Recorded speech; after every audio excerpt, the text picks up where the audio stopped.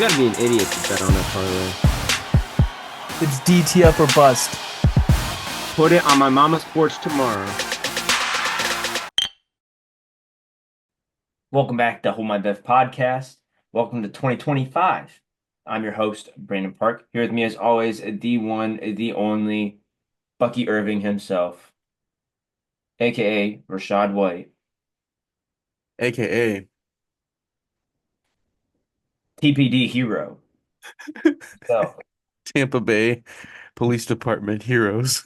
I'm gonna try to see if I can get those like heated and peeled off and then put white on the back because this was gifted to a family member of mine in Florida and I don't think they're in the police department, but either way, it was gifted to them. They gifted it to me and I'm like I like Rashad White, but it doesn't say white on the back, so it kind of looks a little weird. yeah, But we're gonna try to get it fixed. yeah, there you go. Hey, but Dylan, did you have a good Christmas and good New Year? Had a great Christmas, had a great New Year, traveled to Chicago, traveled to Pittsburgh. I've been all over the place. Ready to get back in the swing of things. I missed the lads. I missed talking football. And we had some exciting football over the last week. Our Buckeyes came out on top, victorious over Oregon, kicked them in the ass. Michigan fans will say that technically that's their win, but we'll just let them slide, whatever. Whatever gets us to the championship. If they want to say they want us that game, cool. We hung out I with the I Michigan understand where they fan. come from, though. We But hung out with the Michigan fan last night, and he gave us a rite of passage. yeah, to win the national championship because they're going to consider it their back-to-back. Yep. But yeah, Ohio State absolutely beats the hell out of Oregon 41-21. Um, the one thing I'll have to say about this game that makes me upset about Ohio State is it's blatant when they take their foot off the gas, and I hate it. I hate it because that's the game always changes for them. Because even going into halftime, I mean, they gave up that touchdown, so Oregon finally put some points on the board. Then they got the 2-point conversion. And then they come out first drive, score another touchdown. Now it's only I think it was like a 15-point game. So what's funny is I was this close to texting the Degenerate Gamblers group chat because the spread before the game was half a point. I was going to text you guys and say, we're really going to win this by 1 point, aren't we? And I didn't. I'm like, no, I can't put that on us. No bad juju. So then winning by 20 was good. Yeah, I felt better once we scored that next touchdown. I'm like, okay, we just got to get some stops here. We'll be just fine. We It got was two complete stops in a row. dominance. Huh? It was complete dominance, though. I mean, Oregon had like negative 26 rushing yards in the Yeah, fourth that was quarter. nuts. I think it was 6-0 sacks. Yeah, it was gross. Yeah. Yeah, for everyone's concern being Ohio State's O-line, I would say they did pretty damn good. 0 sacks on Will Howard. Will Howard looked awesome. He had that ball on a thread. I mean, yeah, he looked absolutely awesome. And Ohio State looks like, and I'm not trying to be biased, but Ohio State looks like the best team in college football right now, or At this, at least that's still in the playoffs. yeah, at this point, yes. Yes. So next, let's go ahead and talk about the other game that happened right before the Ohio State game. We had Texas taking down Arizona State in double overtime, 39-31.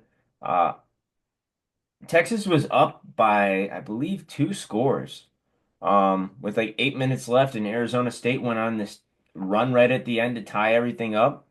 Texas had a chance to win the game right at the end before overtime, missed the field goal. Then each of these teams exchanged a field goal in the first overtime, couldn't get anything going. Then we got second overtime, and Texas scored a touchdown and then got an interception to win the game. So Ohio State will be facing Texas. What day is that? I think it's Thursday, right? Yes, Thursday.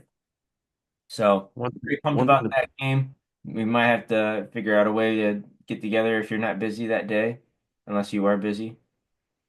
I don't think so. One thing to point out from that game that was interesting was when they were down two touchdowns, Cam Scatabo just kind of took over.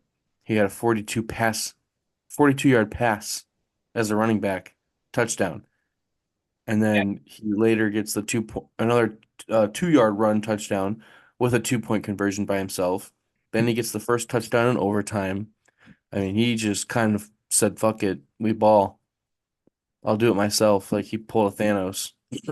Yeah. I guess I didn't realize quite how good he actually was because I mean we really haven't seen Arizona State play anyone that great.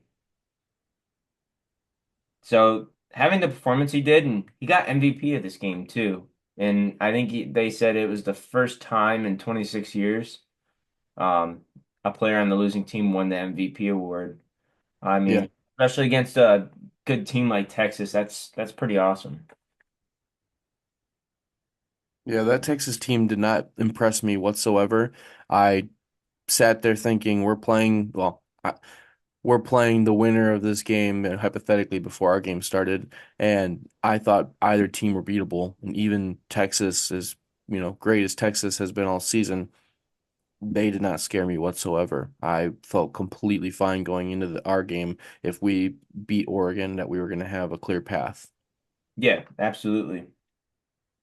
But next, let's move into yesterday's game, or I should say tonight's game. We had Notre Dame beating Georgia, which I needed Georgia to win, 23-10. Georgia had like a 60-yard, 70-yard play that got called back because a player on the Georgia bench ran into the ref because he was too close on the sideline. Play got called back, which I think is bullshit, but uh Notre Dame does move on to the semifinals. Or is it the semifinals? Yes. Yeah, the semifinals. Um, and the SEC is completely out of the college football playoff. Or wait, They no, no, is I thought Texas is considered SEC now. they are. Yeah, I don't know what everyone's been talking about SEC then is out.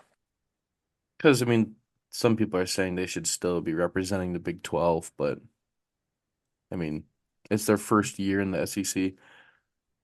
I think they make more sense in the SEC than Oregon makes in the Big Ten Mm-hmm. because they're at least Yeah, regional. absolutely. But um, yeah, Notre Dame takes them down. That play was huge. Um, I do like Marcus Freeman though, former Ohio State Buckeye. Uh, hopefully he's gonna have a shot to take down Penn State, even though I really want Ohio State to play Penn State in the college football championship. I think that'd be awesome and electric. Um, but yeah, not much to say about this game other than Carson Beck's a pussy. He didn't play though, did he? I know, exactly. Oh. He should have been Um, playing this game. One thing to point out, we were wrong. It was a Friday night. Ohio State and Texas play Friday. Notre Dame and Penn State play Thursday. Okay. Okay, so they play Friday night, And we were favored by 6 points. as we should be probably after that performance. Mm-hmm. Um, but yeah, since we talked about it, Penn State did beat Boise State on New Year's Eve, 31-14 in Ashton Genty's last game with Boise State. Not the greatest performance, but one thing I will say is there were a lot of plays where he should have gotten hit behind the line of scrimmage and still managed to get like 4 or 5 yards. Um, so I mean, it's tough when you're not as big of a school like Boise State going up against a big dominant Penn State. Uh, Drew Aller played awesome. I mean, he didn't even have Oh to yeah. throw 200 yards, but he had one of the most beautiful throws for a touchdown I've ever seen. I couldn't believe that first quarter. We had just got to our party and we walked in and it was 7-0. And then I asked what happened, and nobody really spoke up. And then like 2 plays later, Aller just bombs it down the field for another touchdown. And I'm like, oh, maybe that's what it was. Yeah. He's just a dog from Yeah, no, Medina. he is a dog, and I'm pretty upset that he's not in this year's class anymore. Um, he's going to be returning back to Penn State for another year. which sucks for Ohio State, but I think we'll be fine. Yes. Um, I just really would have loved to have seen him in a Cleveland Browns uniform, and who knows, maybe we still will. Mm-hmm. Um, but yeah, Penn State dominates Boise State 31-14. But other than that, we do have our matchups set with Texas facing Ohio State and then Notre Dame facing Penn State. Looking forward to seeing this weekend and getting our college football playoff or college football championship matchup set. Very excited about that. But Dylan, let's get the fans what they came here for. They came here for Week 18 picks, last But week of the regular season. before we even talk about week 18 picks, we have to go over the results of week 17. Oh yes, yes, we do. So we'll start with the basement. Corgi goes 3-0. Somehow, some way. Corgi goes 3-0, and he is now 18, 29, and 1. The lad goes 1-2, finishes 19, 28, and 1. I only went 1-2 and fell to 24 and 24, 50%. And Brandon went 2-1 and is now 24, 23, and 1, regaining the lead going into week 18. Regaining the lead for the first time in 6 weeks. 7 weeks. No, six Hasn't weeks. been that long. Um, Thought it had only been like 3 weeks. no, I took over. Yeah, it's been 3 weeks. I took over week 15. No, I took over week 14, so it's been 4 total weeks. Okay. Okay. Yeah, because I was 20 and 19, and you were 19, 19, and 1. Yeah. So yeah, back in first place. Just gotta hold the line, and if somehow Dylan gets a push on this week, um, we'll just have to do the Wild Card Wednesday tiebreaker. What did we decide was the what did we decide was the punishment? That's what I was trying to figure out because we were discussing it and we never finalized anything. Oh, no, we did. Um, we each have to pick a leg for that person, every week until they hit on a But we parlay. get the money? Yes. Okay. They get their buy-in though. I think that's fair. Oh, right, right. Yeah.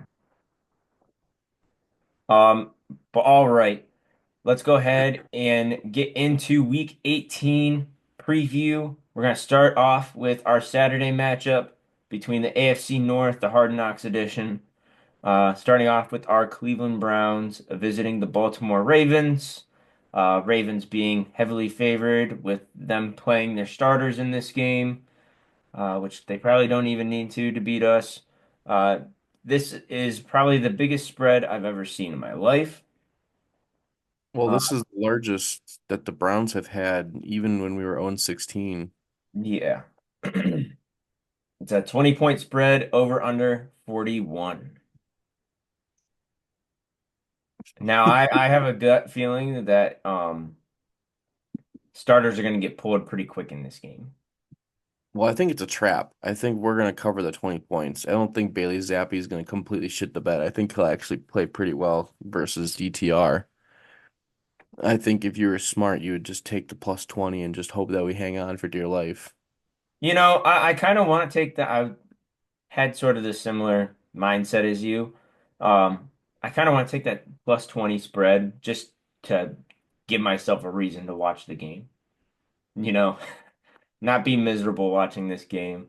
Give Mm-hmm. myself something to cheer about. Just keep it close. I don't care if we win, just keep it close. Not too much of a blowout. Um, so yeah, I think I'm gonna go ahead and take that plus 20 spread. But next we got the Saturday night matchup. Uh, Much better matchup between the Cincinnati Bengals and Pittsburgh Steelers in Pittsburgh. Cincinnati is favored on the road, fighting for their playoff hopes with a -2 spread and over under 48. I think it's safe to say that over 48 is gonna hit. But I I don't know. my favorite prop as of recent is Joe Burrow over 300 yards passing. I don't know about this. I think it's gonna be. I mean, Joe Burrow needs, I think, three passing touchdowns for some incentive, or it was some record. Like if he gets 300 and some passing yards and three touchdowns, he has like the fifth, only the fifth in history to do like 5,045 or I forget what the record was, but he's gonna probably be pushing for that. But there's a part of me that doesn't think that they're gonna score as many points as they did in the last time they matched, because they did put up a ton of points the last time they played. I mean, we're talking Pittsburgh Saturday night football. I don't know. Yeah, I mean Pittsburgh, the only thing they're really playing for, I mean, if Baltimore wins, I mean, Pittsburgh has no reason to play their starters. Yeah. So, I mean, other than to make sure Cincinnati doesn't win, and I don't think Pittsburgh's ever been a team that sits their starters before the playoffs. No, there's always been something about Pittsburgh being underdogs at home. I just feels weird to bet against it, but That's why I'm going prop here, not mhm. Lions. I do think Cincinnati does win this game, but like you said, something about Pittsburgh at home just makes me not want to put money on it. Um, so I'm gonna bank on Joe Burrow having a good game, balling out, giving his team a chance to make the playoffs. Yeah, I mean the Bengals are on the outside looking in, being 8-8. They really rely on that game and Denver beating the Chiefs and the Dolphins losing their game, in which the Dolphins, which we'll get to, think they don't really have a crazy matchup. They have the Jets. Yeah, But the they'll be, Jets, but it's a matter of if two is playing in the game or not. mm-hmm. Um, but let's go ahead and move into our next games. We're not quite to that Jets game yet. They're at 4:25. Let's go ahead and start off with your Tampa Bay Buccaneers hosting the New Orleans Saints. Tampa being heavily favored by 14 points with an over-under of 43.5. I think Tampa secures this easily. I don't like a 14-point spread, but at the same time, the Saints team has looked really, really bad lately. Um, Yeah, they're talking about playing Derek Carr. Kamara looks okay to play. Um, I, the last time they played, it was closer than I thought it would be. So I'm not counting, the Saints out. And, maybe they'll be a little distracted with what's going on out in New Orleans, but ultimately I think the Bucks get the win here. They're gonna get the division. I cancel out the stake bet. I think this is going to be a big Mike Evans game. I think he's going for that incentive. I think Baker's going to help him make sure that he makes that happen. Um, so go ahead and give me Mike Evans 100 plus receiving yards in this game. And I think he needs, does he only need, I think he needs 5 catches too. So whatever his receptions are, I'll take that as well. He needs 5 catches for an incentive and 50. No, he needs 150 yards, I think. he needs 150. It's 100 something, I know. No, he needs 85. 85? Oh, well, he might as well get 100 at that point. Right. Oh, wait, yeah, here's the trending special right here. It says it right here. 5 receptions, 85 yards. For a $3 million bonus, I think he secures that. Next, we have the Chicago Bears visiting the Green Bay Packers with a 10-point spread over under 41. Packers being still favorited to win this game. They do have to play their starters because it's going to matter for seeding on who they play. I know Green Bay does not want to play the Eagles week one, or not week one, but round one of the wild card. So I think that they're going to be playing pretty hard and wanting to go into the playoffs with hopes that Washington can lose. Um, Or no, Washington wins, I think. Is Wait, it Washington wins they don't play the Eagles? if Washington wins,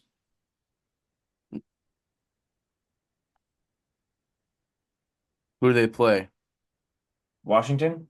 Yeah, Dallas.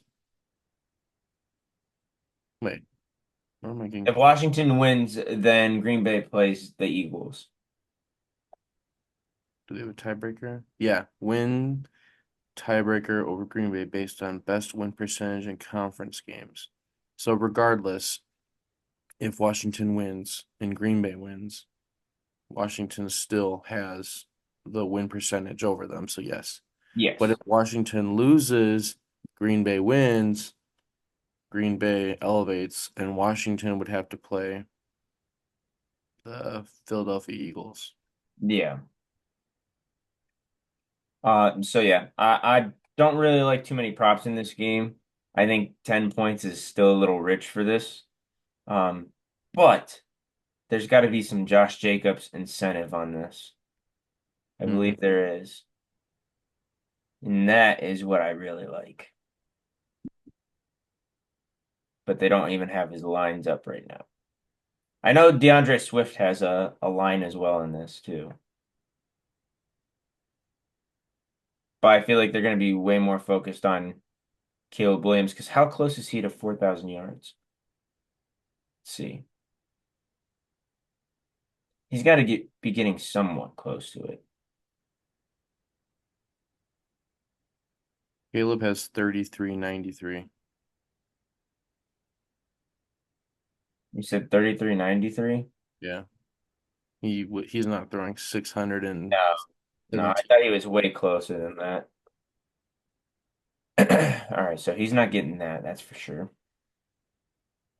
Um,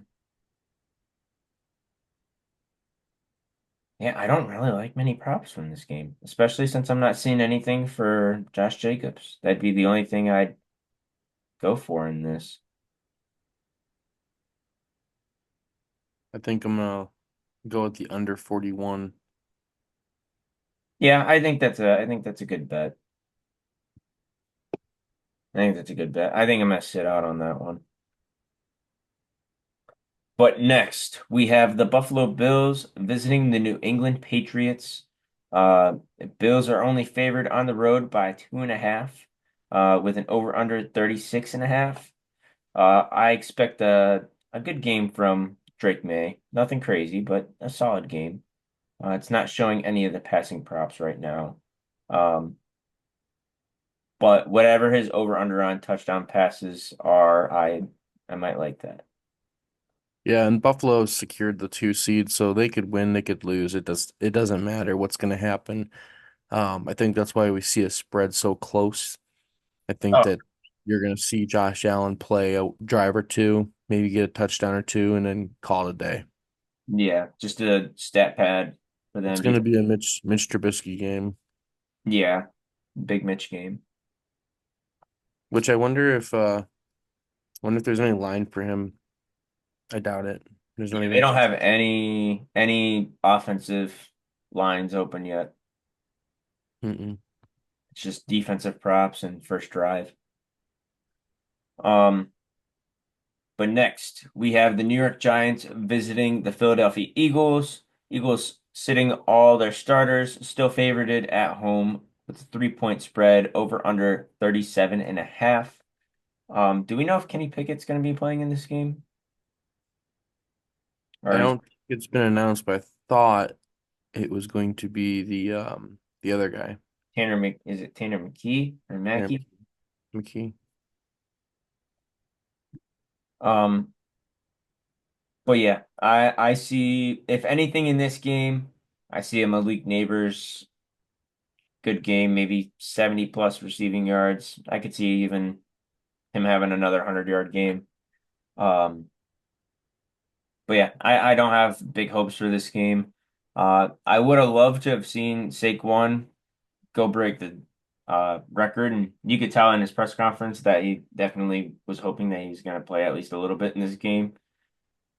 It'd be one thing if he needed like 50 yards, but 101, like Mm-hmm. I don't know that. That could take a whole game to get. I don't know. I really see the Giants upsetting the Eagles this game. Yeah, I mean, I could see it too. I mean, Eagles, they already have number two locked in. I mean, I don't see a point in pushing themselves. They do have number two locked in, right? Hmm. Yeah. So yeah, I could see the Giants upsetting. I mean, I'd love it. Gives the Browns even a better pick. Well, it doesn't actually affect our pick, but oh, here we go. We got Tanner McKee on here now. They just put his prop up. But next we have the Carolina Panthers visiting the Atlanta Falcons. Falcons favored at home with an 8-point spread over under 48. Um, I think that this is actually going to be a close game. I think that the Carolina Panthers win it. I mean, I hope not, but um, I see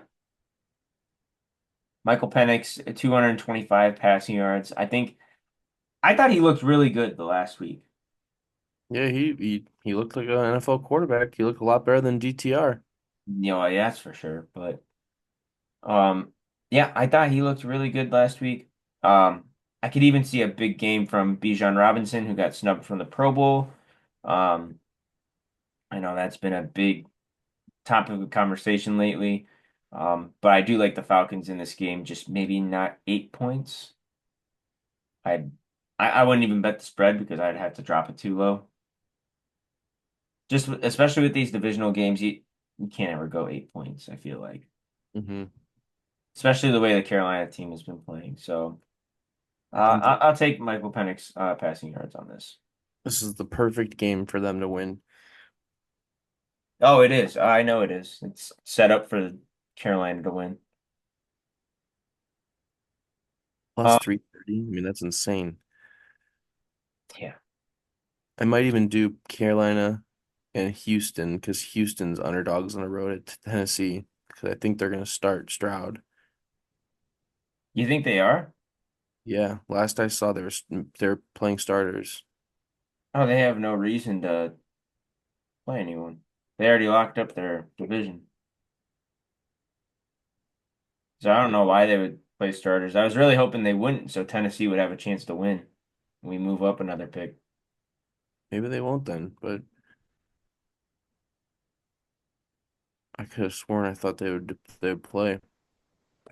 Let's see. Joe Mixon and Nico Collins have props.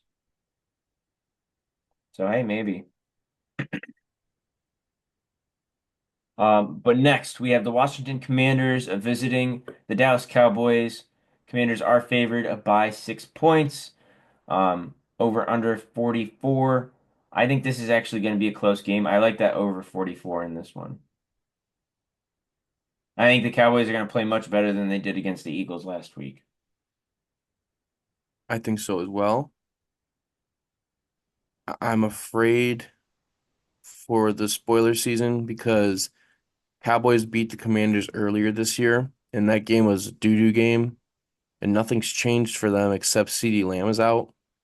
Um, that might make a big difference for Cooper Rush, but I think Commanders have been playing a lot better this late in the season. They should be able to win on the road and just get the job done. So I think that, it'll be a healthy win for the Commanders, but those Cowboys, you never know who's going to show up. Yeah, exactly. Next we have the Houston Texans visiting the Tennessee Titans. Um, Titans are favored in this game in Tennessee. So there's a 1.5 point spread over under 37. Um, just because I want the Titans to win, so the Browns get a better draft pick, I'm gonna go Titans money line on this one. Okay. I'm sticking to my guns. I still think Davis Mills, if he plays, can do it. Hey, you might not be wrong on that.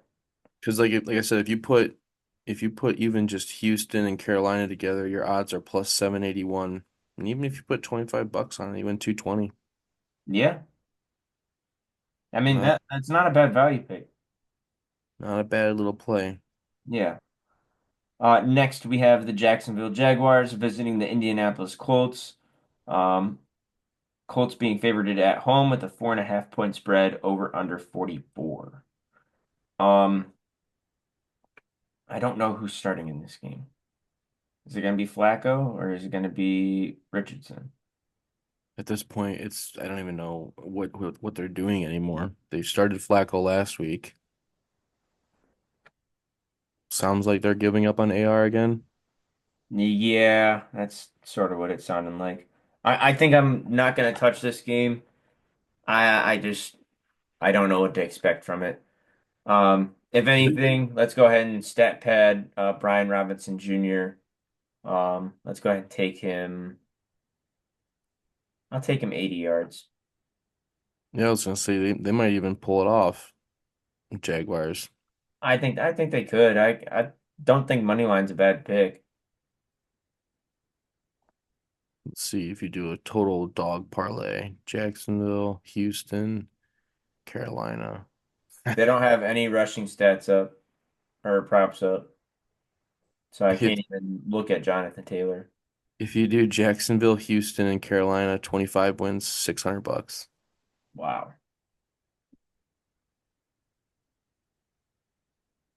All right, let's go ahead and move into let's see. Is this the start of our 4 o'clock? Yes. This is the start of our 4 o'clock time slot. We got the Kansas City Chiefs visiting the Denver Broncos. Denver being heavily favored against the Chiefs, with the Chiefs resting their starters in this one. 10.5 point spread over under 40. I kind of like that Chiefs plus 10.5. I kind of like Chiefs money line. I just like all the underdogs this week. I think that we're giving this 15 and one team no credit. Like you don't think the rest of the team is good? Carson Wentz might go out there and ball. Yeah, you never know. I don't know, but Bo Nix, I mean, I believed all season, so there's a part of me that thinks that it don't matter. Bo Nix is just going to go out there and try to get that win, stay in the playoffs. I don't know why I want Cincinnati to make the playoffs so bad as a hmm Browns fan. I just want to see absolute chaos in this playoffs. Well, and that's what makes me think that the Chiefs have a big chance of winning because they're not going to let a divisional opponent make it in on their watch. Yeah, but do you think that they would rather play Denver or they would rather play Cincinnati? Probably Denver. Yeah, so that's the only thing that I think about when it comes to this, is who would you rather have to beat? I mean, Kansas City's going to be favored in either of those matchups pretty heavily, but Cincinnati's going to be a pest. I think more of a pest than Denver. But Yeah, Denver's defense is way better. for sure. They just have the history with Cincinnati as of recent. Yeah. Yeah, so I kind of am leaning towards that Chiefs 10.5 point spread or plus 10.5. Um, but I don't know. I don't know if I want to put any money on this one. Um, Next though, we got the Miami Dolphins visiting the New York Jets and what could be Aaron Rodgers' last game. I don't even know if he's starting in this. I don't think so. Really? Yeah, his props are still up.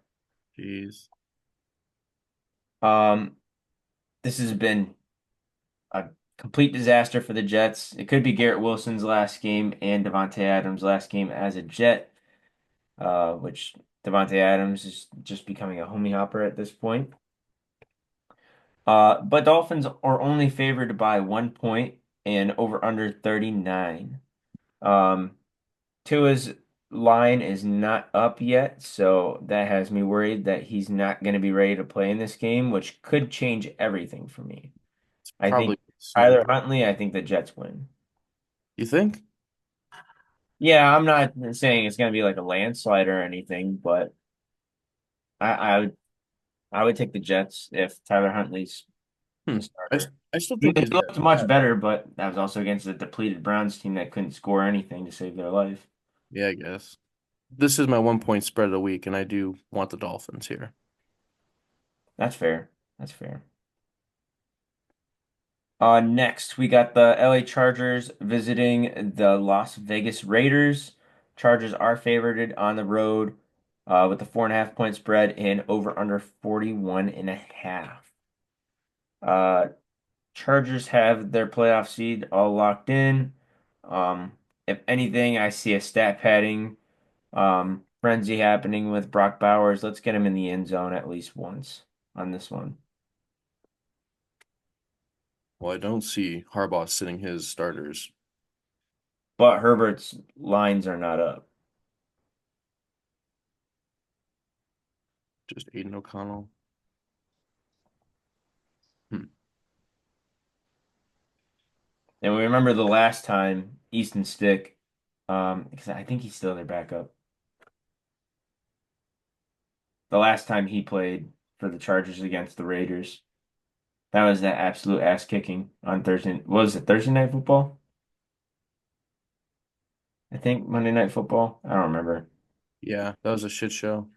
Yeah, that I'll never forget that game. I had to look at the TV screen like 3 times and then look it up on my phone. But next, we had the Seattle Seahawks visiting the LA Rams. LA Rams already winning the division, have nothing to play for in this one. Um, so Seattle, I know Geno Smith has incentives to go after on this one. Um, Trying to see if I can find it. They don't even have it on here. What's that? Geno Smith's incentive. Oh, I know what it is. I have it saved. His incentives are he needs 186 passing yards for $2 million bonus. And if the Seahawks win, he gets another $2 million.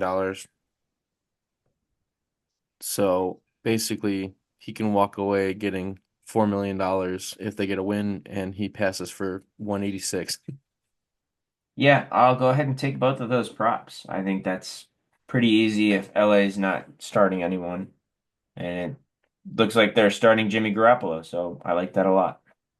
Yes, and one thing about this game is the Rams don't really have to lose, or they don't have to win. I mean, Their spot's locked, pretty much. yeah. Yeah, so yeah, let me go ahead and take all of the Seattle props. Let's go ahead and get Geno Smith. Um, I'll be safe and say 200 yards passing. Um, and then Seahawks money line. Let's go ahead and make Geno Smith $4 million. Last 4 o'clock game, we have the San Francisco 49ers visiting the Arizona Cardinals without Brock Purdy.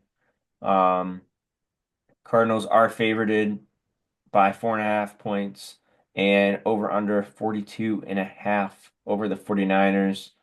Um, let's go ahead and see Trey McBride get in the end zone again. That was nice to see. I like Trey McBride and Marvin Harrison Jr. to get into the end zone. I've been saying that all season. They've been doing Marvin wrong. Yeah, they really have. It's just funny how good the offense looks when they get Marvin Harrison more involved, and the games that they don't, they look like poop. I just don't like that the media is calling Marvin Harrison Jr. a bust. I don't think he is a bust. No, he's not. He doesn't fit in that system with Kyler. That You know, was never a good pick. It was a good idea, but yeah. I mean, give him a weapon, sure, but Kyler's game style is not throw deep to a big target like Marvin Harrison Jr. right. Marvin Harrison Jr. should be playing for CJ Stroud. Yeah. Oh my God, that'd be awesome. And you know what? Just send JSN over there too to the Houston Texans. I mean, just There let's we just go. Let's just get Bucks assembled. yeah, the Houston Buckeyes. Yeah. But lastly, we got Sunday Night Football. No more Monday Night Football at all. Perfect Um, way to end the season too. yes. Fighting for the number one seed in the NFC playoffs. We have the Minnesota Vikings visiting the Detroit Lions Lions do have a 2.5 point spread, um, with an over under 56.5. I absolutely love Lions money line. I think they get it done. I don't think this is going to be an easy game though, hence why I'm not taking the spread. Um, Give me my Lions money line though. I like Lions money line a lot. I think it's safe. They're going to get the win at home, But I and think it's going to be an absolute dogfight. it's going to come down to the very end. I don't think this is one of those games where it's going to be a 20 point. It's not going to be Oregon, Ohio State round two. I don't think we're going to see the Lions go up by 20 and just never look back. I think this will be a neck and neck fight. Oh yeah, I think it's going to be an absolute shootout the entire game. Um, but yeah, other than that, that's going to wrap out week 18. We'll be back with the recap next week. We'll be back on schedule now that all the holiday craziness is over with. But other than that, done. I'm going to have you close us out. Make sure in this very exciting week 18, you gamble responsibly. Don't do what the lad would do. Call 100 Gambler if you have any issues. We'll see you guys after week 18 when we jump into the Super Wild Card weekend with the Super Wild Card Wing Challenge. We're back with the wings, but this time it'll be real wings. Talk to you guys later. Peace. Peace.